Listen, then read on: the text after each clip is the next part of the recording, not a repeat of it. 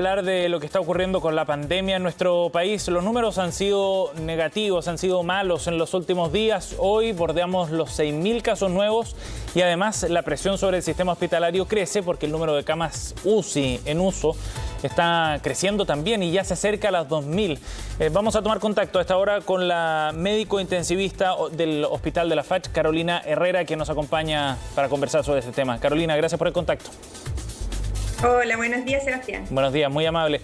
Carolina, bueno, antes de hablar de las medidas que se han ido implementando y de los cambios también en el plan paso a paso, por ejemplo, me gustaría que pudiéramos analizar en qué punto estamos, porque estos números, los de hoy día, por ejemplo, en términos de casos nuevos, no los veíamos desde junio del año pasado. ¿Qué paralelo podemos hacer y cómo comparar en definitiva las dos situaciones? Si tú comparas el año pasado, en que llegamos a tener cerca de 6.000 casos y ahora tenemos 5.983, en número de casos estamos bien parecidos, pero ya tenemos 21.000 pacientes fallecidos en este año y tenemos 89 fallecidos al día en los últimos días, ayer más bien, y hemos llegado a tener incluso hasta 156 pacientes fallecidos en un día en la semana, de tal manera que esto en ningún caso diría yo que estamos en el punto máximo o en el punto de estabilidad, y menos decir que vamos disminuyendo, digamos, la pandemia. En este momento la transmisión del riesgo que tenemos que dar correctamente a la opinión pública estamos en medio de la segunda ola, no sabemos cuándo va a ser ese pic. Todas las personas tienen que dejar de tenerle susto al número, tampoco tenemos que decir este es el último esfuerzo que les vamos a pedir con esta cuarentena, porque nadie sabe en realidad para cuánto tiempo tenemos con esta expansión de casos. Ahora, doctora, hay un tema también que vale la pena analizar, que tiene que ver con la positividad, ¿no? Porque en ese momento la positividad el año pasado, en la primera ola, era mucho más alta que la que tenemos hoy día. ¿Cómo interpretar ese dato? Recordando que en ese tiempo teníamos muchos menos test de PCR que se hacían, porque se focalizaban básicamente en los pacientes sintomáticos. Ahora uno va a la búsqueda activa, que significa en poblaciones que no necesariamente tienen síntomas, pero que eventualmente están dando una idea un poco más acabada de la positividad, que en este momento es 8.93 y que también es un ascenso sostenido respecto a las últimas semanas. Esto no es de extrañar porque las interacciones que se generaron durante las semanas de febrero están mostrando en este momento, evidentemente, y en el momento preciso que habíamos predicho, su peor cara en términos de pacientes graves. Sí.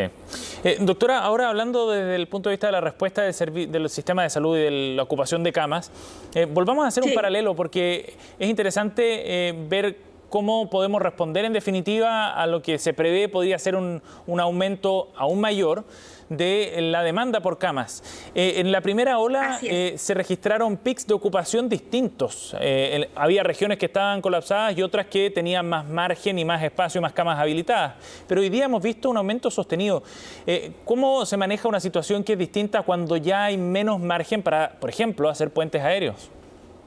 Exactamente, y de hecho yo voy a decir que en Chile probablemente nunca vayamos a tenerle un no a un paciente. Vamos a aceptar ese paciente, lo vamos a ventilar, así sea que esté en la urgencia o en un servicio de medicina, se van a habilitar camas, por lo tanto el colapso del sistema público no va a ir por el lado de no aceptar el paciente o no intubarlo. El colapso real de este sistema es que los pacientes están siendo tratados como si estuvieran en una UCI, en servicios que no están habilitados ni por su trayectoria ni por su competencia en verdaderas UCI. Esto es una especie de control de daño y eso significa que no es exactamente el mismo riesgo de tener una neumonía tratada, ¿cierto?, por un especialista en medicina intensiva que por un colega que tal vez está recién egresado. Sin desmerecer a los recién egresados, pero esto es una especialidad sobre la cual hay que estudiar y tratar.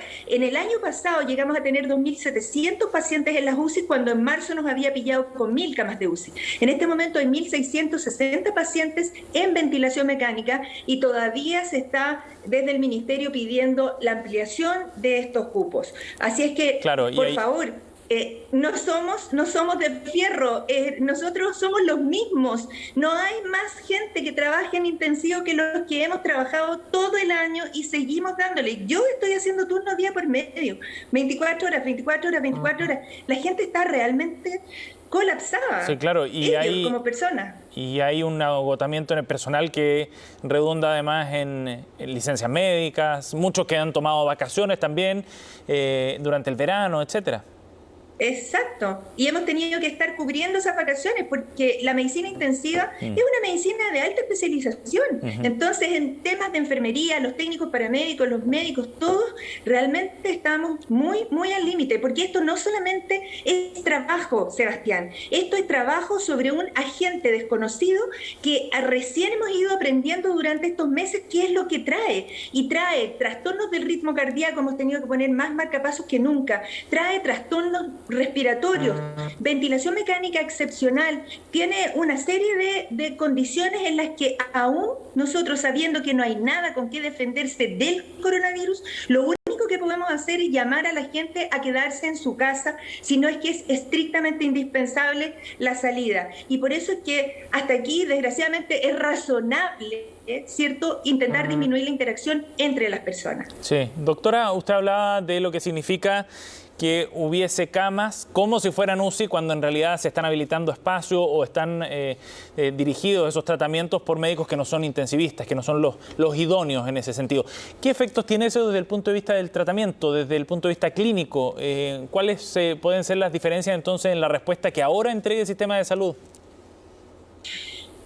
Mira, yo te diría que en este momento se han hecho esfuerzos ingentes desde la autoridad sanitaria por capacitar a estos doctores y a estas enfermeras, pero tú puedes entender también que en la medida en que han ido llegando equipos que no son los que habitualmente uno utiliza, sí, la destreza en utilizar esos equipos, en hacer las indicaciones, en las comunicaciones en el mismo equipo de salud es completamente distinta que cuando tú tienes una UCI bien aceitada, donde tú sabes exactamente qué es lo que tiene que hacer cada persona. Claro. Yo valoro y felicito a las fuerzas vivas de salud que han trabajado durante todo este tiempo, pero la verdad es que hay un punto en el que nuestro sistema de salud llama a las personas a tomarse esto con mucha seriedad y evitar ser del 3 a 5% de pacientes que requieren el manejo en ventilación y en paciente crítico. Y en este momento, en esta segunda ola, el promedio de hospitalización en edad es 20 años más joven. Claro. Es entre 50 y 60 años, 40 y 50 años. Antes eran sobre 70 años, pero quienes siguen muriendo son las personas de más edad y que tienen comorbilidades. Claro. En ese sentido, ¿usted diría que ya estamos viendo los efectos que ha tenido el plan de vacunación por esa baja, por ejemplo, en la edad de quienes están llegando a la UCI? No todavía, claramente aún no, porque si bien ya hay cerca de 1 millón de personas que están vacunadas con las 2 dosis, aún no tenemos un seguimiento tal que nos permita afirmar eso. Evidentemente que si tenemos, mientras más personas vacunadas y con la segunda dosis y que hayan pasado los días que además se necesitan después de la segunda dosis para hacerse inmunidad, digamos, Sebastián, que no es que yo no me vaya a enfermar nunca más de coronavirus. De hecho, ya se habla de la reinfección, que eso es algo que está siendo seguido con mucha preocupación e interés, sino que yo no voy a hacer la enfermedad grave o mortal, ¿cierto? Pero para que disminuya la circulación del virus en el país tiene que estar vacunado e inmune 15 millones de personas. Estamos todavía en ese plan. Aún no es el momento de bajar ni disminuir ninguna medida de protección personal. Es muy importante esto entenderlo. El problema es que se genera una sensación de seguridad que no es tal en el fondo, ¿no? Porque pareciera que hemos cambiado nuestra actitud en la medida que el proceso de vacunación va avanzando y hay gente que efectivamente está recibiendo las dosis, pero otros tantos, la gran mayoría, que aún no hemos sido vacunados. Por supuesto, y de hecho recordemos que la vacunación es libre, gratuita, voluntaria, universal. No, nadie va a obligar a otro a vacunarse. Los menores de 16 años no se pueden vacunar todavía. Claro. Está realmente en conversaciones si las madres lactantes se vacunan o no se vacunan. Hay personas que tienen contraindicación de vacunarse. O sea, hay mucho todavía que resolver de aquí a que los 15 millones estén vacunados para poder recién disminuir un poquito esta estricción estrictez de las medidas, pero claramente, si tenemos casi 6.000 casos en este día, saca la cuenta, 3% de esos 6.000 casos, ¿cierto?, van a requerir UCI. Y además consideremos a todos ellos que son contactos estrechos. Sí, de cada uno de los casos activos hay 3 a 5 contactos estrechos. Sí, que todavía están en proceso de evolución.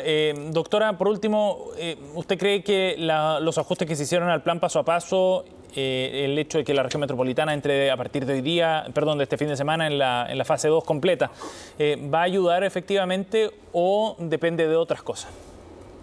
Depende de muchas cosas, pero todo lo que sea disminuir las interacciones entre las personas vale en este momento. Y hay que resolver con la autoridad económica cómo sostener el país, pero desde el punto de vista sanitario lo que corresponde es disminuir las interacciones entre las personas, porque esto es una enfermedad contagiosa producida por un virus. Nunca una enfermedad ha matado a tantas personas por un virus único, un agente único, en los últimos 50 años de este país. Doctora Herrera, gracias por conversar con nosotros.